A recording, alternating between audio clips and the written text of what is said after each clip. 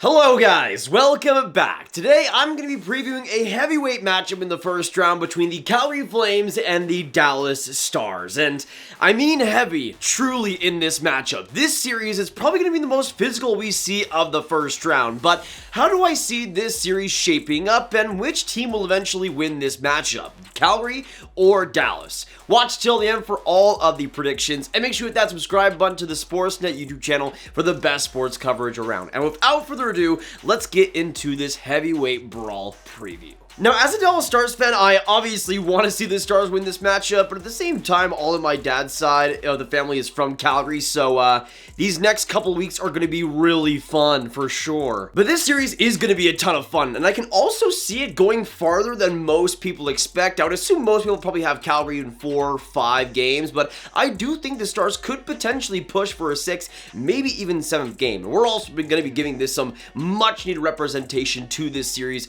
on the Sportsnet YouTube channel. We're going to be streaming every single game with my reactions and everything starting Tuesday, which is going to be a blast. For the longest while, it seemed like it was going to be Stars versus Avalanche, but personally, I think for Dallas, I would much rather have the Flames as the opponent. They're two pretty similar teams, though I do think the Flames are kind of the Stars if the Stars were actually an elite team in almost every single way. There are two pretty similar teams in terms of structure, both teams having a hard, physical, defensive presence, while also for the Flames having a much more offensive-oriented elements, and also just being coached better, simply put. Though for the Stars, there is still an upper hand there. There has been a lot of recent playoff success, especially in 2020, and I think for the Stars, especially that first line, will give Calgary a lot of trouble. But at the same time, the top-end scores aren't even close. As for the Stars scoring, it's definitely not as much as Calgary, but that first line is absolutely carrying things. You got Joe Pavelski with 81 points in 82 games. You got Robertson with 79 points, 41 goals in 74 games,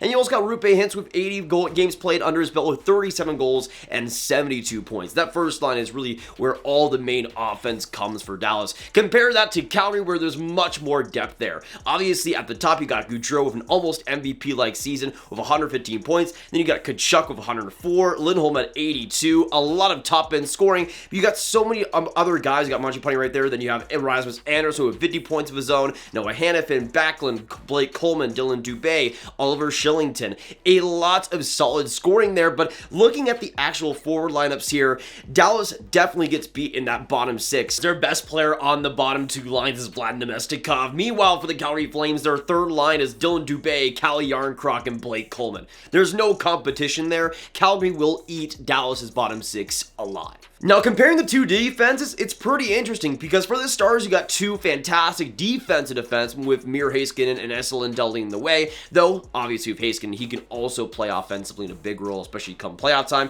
You also got Ryan Suter, who can be a top 4 D-man, and John Klingberg on top of that, who would man the top power play. But for the Flames defense, I think it's a lot better overall and well-rounded. You got Noah Hanifin, Rasmus Andersson as the top pair, two guys that have really stepped into their own this year. You got Shillington, who's taking that next step, Chris Tanev, who's been elite since he's come into Calgary. You also got Nikita Zadorov, who's having a solid season in his own right. In my opinion, Calgary's defense is better, and you also have these supreme defensive players on the team, like Blake Coleman, who can play in those roles and be fantastic. So for me personally, Calgary's going to do a very solid job at shutting down Dallas. Even if that first line might have some wiggle room, Dallas just does not have the depth, and they do not have the depth scoring, I think, to truly get past Calgary long term. And I think that's where the biggest problem for Dallas really lies. And although I still think the bottom 6 is the biggest difference between Calgary and Dallas, at the same time, the goaltending is not that far behind. I love Jake Oettinger with all of my heart,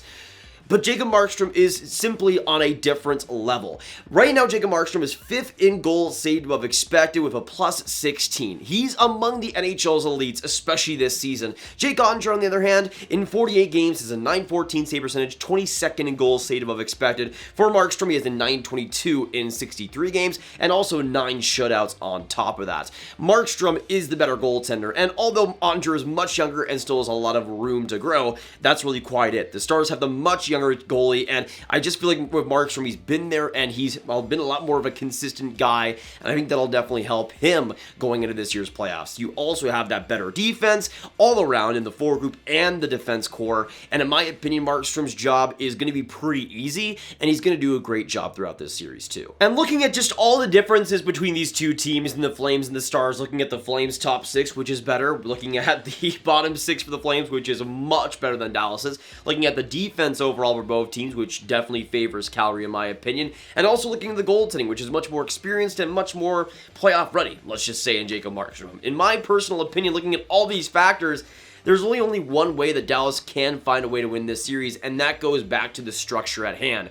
If Rick Bowness can somehow beat Daryl Sutter at his own game, which I don't think is going to happen, that's the only way I could kind of see it happening, where Dallas keeps these games 1-1, 2-1, 2-2, right to the very end, maybe getting a couple of overtime victories, getting a couple of really lucky bounces, but they have to keep these games low scoring because there's no other way they're ever going to possibly win these games, and they have to shut down that top 6 for Calgary, but especially guys like Johnny Gaudreau and Matthew Tkachuk, who have been so elite this year. If they can do that, if they can kind of bottleneck the Calgary Flames, that, in my opinion, is the only way that Calgary is going to somehow lose this series. But looking at all the factors right now, in my opinion, even though I do see it going 6 games, I do see the Calgary Flames winning this series in 6 and moving on to round 2. But that'll be it for today, guys. Thank you so much for tuning in. If you did enjoy, make sure you hit that like button, subscribe, and hit that notification bell. Comment down below what you guys think of my predictions, what you agree and disagree with, and how do you see this series going?